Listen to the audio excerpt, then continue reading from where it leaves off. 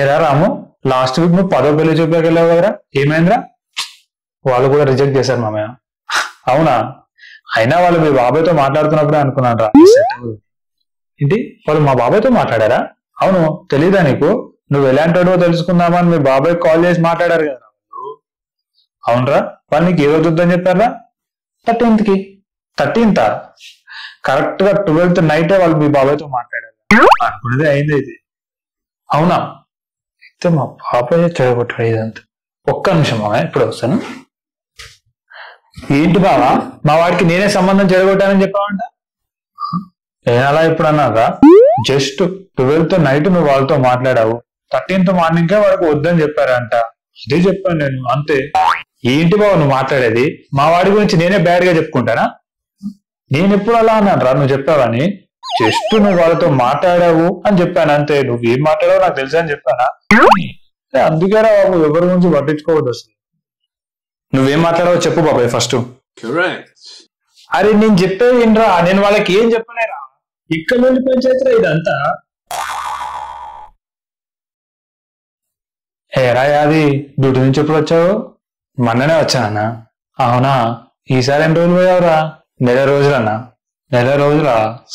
అయితే ఆ సంతుగారు పండగ చేసుకొని ఉంటారుగా. నువ్వేమో ఇలా నెలలు డ్యూటీకి పోతున్నావు, వాడేమో వచ్చి రోజు నైట్ 11 గంటల మీ ఇంట్లోనే ఉంటున్నాడు. ఏం మాట్లాడుతున్నావు అన్నా? నేనేం చెప్పాను రా, ఊరంతా అనుకున్నదే చెప్తున్నానుగా, నేనేమో సపరేట్ గా చెప్తున్నానా ఏంది? ఇప్పుడే ఆ సంతుగారి పని చెప్తాను ఆగన్నా. ఏందన్నా నీ నోటికి వచ్చినట్టు మాట్లాడుతున్నావు అంట? నేనేం చెప్పాను రా, వాళ్ళు లేనప్పుడు నువ్వు వాళ్ళ ఇంటికి వెళ్ళట్లేదా? అదే చెప్పాను అంతే. అరే వాళ్ళ ఇంటికి రోజు నేను పాలు తీసుకోవడానికి వెళ్తానన్నా.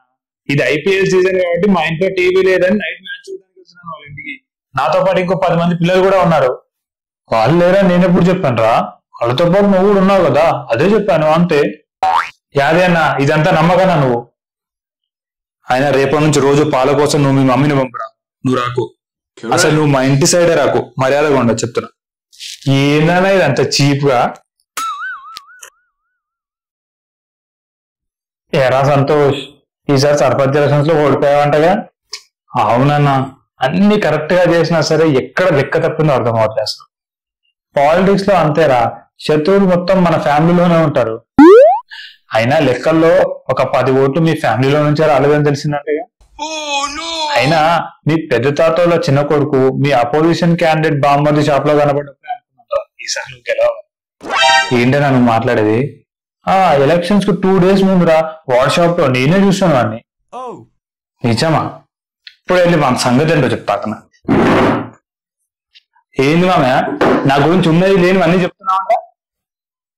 నేనేం చెప్పాను రా, నువ్వు అపోజిషన్ క్యాండిడేట్ బామ్మర్ షాప్ లో కనబడ్డావని చెప్పాను అంతే. నేను అక్కడికి వెళ్ళింది ఇంట్లో సామాన్ తెచ్చుకోవడానికి మామయ్య, రాజకీయాలు మాట్లాడడానికి కాదు.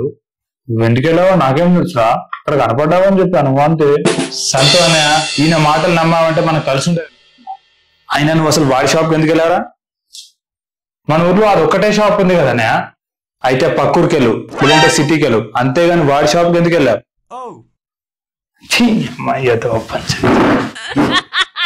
Hello everyone. If you like my video, please like, share and subscribe to my channel. Thank you.